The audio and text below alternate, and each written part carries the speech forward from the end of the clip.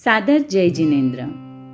अखिल भारतीय तेरापंथ महिला मंडल प्रस्तुत करता है 18 पापों से बचते हुए जीवन यापन का एक प्रायोगिक रूप।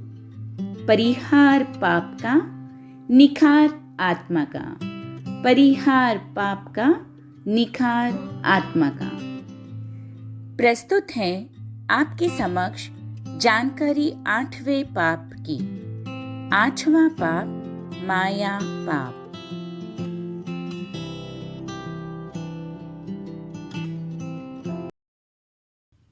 सभी साधर्मिक बंधुजनों को रंजना गोठी का सादर जय जिनेन्द्र।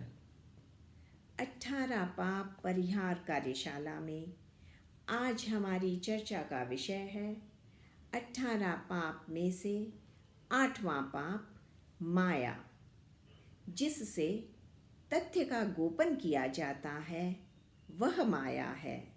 जिससे दिखावा किया जाता है वह माया है। चारित्र मोहनीय के उदय से जो आत्मा में कुटिल भाव पैदा होता है वह माया है। जैन दर्शन में माया के 4 प्रकार बताए गए हैं उसकी न्यूनाधिकता के आधार पर। पहला, अनंतानुबंधी माया। दूसरा, अप्रत्याख्यानी माया। तीसरा, प्रत्याख्याना वर्णीय माया। और चौथा, संज्वलन माया। जहाँ क्रमशः अनंतानुबंधी माया सबसे क्लिष्ट और संज्वलन माया सबसे मंद मानी जाती है। माया दुखों की जननी है। माया को नागिन की उपमा दी गई है। एक नागिन का जहर मनुष्य के लिए कितना खतरनाक साबित हो सकता है, वैसी ही जबरदस्त है यह माया। इतना दुष्प्रभाव होने पर भी आखिर मनुष्य माया को अपने जीवन में स्थान देता क्यों है, उसका सेवन क्यों करता है? तो इसका प्रमुख कारण है अज्ञानतावश। माया से होने वाली इहलौकिक और पारलौकिक हानियों के बारे में उसे ज्ञान ही नहीं होता। दूसरा, लाभ के लिए, धन कमाने के लिए अथवा इच्छित वस्तु की प्राप्ति के लिए मनुष्य छल कपट कर लेता है। भय के कारण दंड से बचने के लिए मनुष्य झूठ पर झूठ, छल कपट करता रहता है। अपनी मान प्रतिष्ठा आदि के पोषण के लिए, अपने आप को श्रेष्ठ साबित करने के लिए मनुष्य कई तरह के माया प्रपंच करता है। कई मनुष्य पूर्व संस्कार के कारण जन्म एवं स्वभाव से ही कपटी होते हैं। मनुष्य इन सब के वशीभूत होकर माया का जीवन में प्रयोग तो कर लेता है, पर उसे इसके बहुत बड़े दुष्परिणाम भी भोगने पड़ते हैं। जैसे माया एक शल्य है। इसकी गूढ़ विद्यमानता में व्रत धर्म की प्राप्ति नहीं होती है। जहाँ मायाचार है वहाँ क्रोध मान लोभ भी रहते हैं।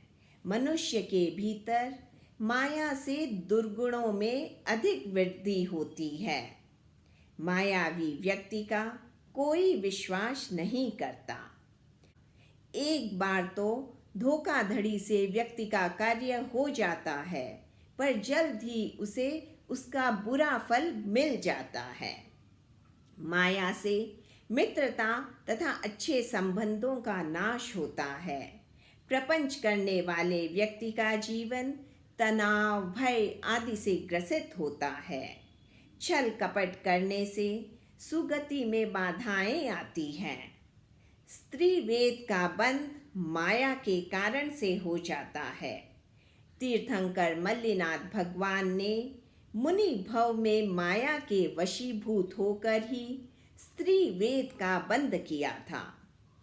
तिर्यंच गति के बंध के कारणों में माया और गूढ़ माया को प्रमुख कारण माना गया है। भव भव भ्रमण कराने वाली इस माया पर यदि कोई विजय प्राप्त कर ले तो उसमें आमाचूर रूपांतरण हो जाएगा। माया विजय के बहुत बड़े बड़े लाभ हैं। माया विजय से मनुष्य में ऋजुता का जन्म होता है। उसका मन निर्मल होता है। मन, वचन और काया की ऋजुता से कथनी करनी में समानता आती है। सत्य आदि आत्मिक गुण उसमें स्वतः ही प्रकट हो जाते हैं। वह व्यक्ति सबका विश्वास पात्र होता है, सबका मित्र होता है। उसका जीवन सदैव निर्भर व विकासोन्मुख होता है। उत्तराध्ययन सूत्र में कहा गया है, माया विजय से सरलता आती है, उसके माया वेदनीय का बंध नहीं होता। पूर्ववत माया की निर्जरा हो जाती है। सभी कर्मों को क्षय कर वह परम लक्ष्य को प्राप्त करता है। जब माया विजय के इतने लाभ हैं तो सभी को आज से ही माया के अल्पीकरण के प्रैक्टिकल उपाय प्रारंभ कर लेने चाहिए। सर्वप्रथम दृढ़ मनोबल शक्ति को अपने भीतर जगाएं कि मुझे माया कपटाई से जहाँ तक हो सके अपने आप को दूर रखना है। आचार्य तुलसी एवं आचार्य महाप्रज्ञ जी का एक महान अवदान 13 पंथ धर्म संघ की निधि प्रेक्षा ध्यान को अपनाएं। ऋजुता की अनुप्रेक्षा का नित्य प्रयोग करें। ऋजुता का अभ्यास करके हमें माया को जीतने का प्रयास करना है। इसके साथ साथ आत्मनिरीक्षण, रात्रि में सोने से पूर्व आत्मनिरीक्षण करें कि दिन भर में की गई प्रवृत्तियों में मेरे द्वारा कितनी माया, ठगाई, दिखावा आदि का सेवन किया गया है। यदि किया हुआ मायाचार हो तो प्रायश्चित अवश्य करें। सुबह का भूला यदि शाम को भी घर लौट आए तो उसे कभी भूला नहीं कहते हैं। इस मायाचार को पुनः भविष्य में न दोहराने का दृढ़ संकल्प करें। अर्हत वाङ्मय में बहुत सुंदर कहा है, सोहि उज्जुय भूयस्स धम्मो शुद्धस्य चिट्ठयि। शुद्धि उसे प्राप्त होती है जो ऋजुभूत होता है। धर्म उसमें ठहरता है जो शुद्ध होता है।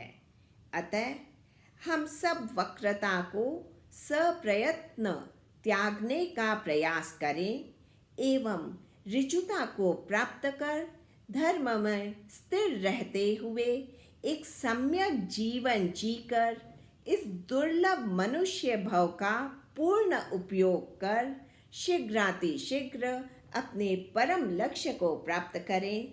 इसी मंगल भावना के साथ ओम अरहम। आप इस पाप को समझकर इससे विरत होने की प्रेरणा प्राप्त करें। धन्यवाद।